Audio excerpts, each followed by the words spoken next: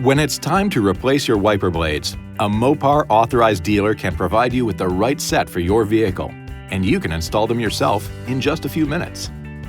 To remove a windshield wiper blade, first raise it off the glass by lifting the wiper arm to the full up position. Tilt the lower end of the blade away from the arm. Use one finger to push the release tab toward the wiper arm and keep it steady, while using the other hand to push the blade away from the J-hook and toward the windshield.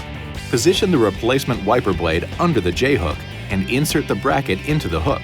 Slide the wiper up until it clicks. Now, just lower the wiper blade onto the glass and repeat the process for the other side. To replace the rear wiper blade, lift the pivot cap on the rear arm and then raise the arm off the glass. Tilt the lower end of the blade away from the arm to unsnap it from the pivot pin in the blade holder.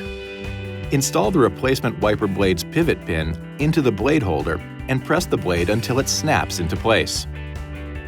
Finally, lower the wiper blade onto the glass and snap the pivot cap closed. This video is not intended to take the place of your owner's manual. For complete details and other important safety information, please see your owner's information.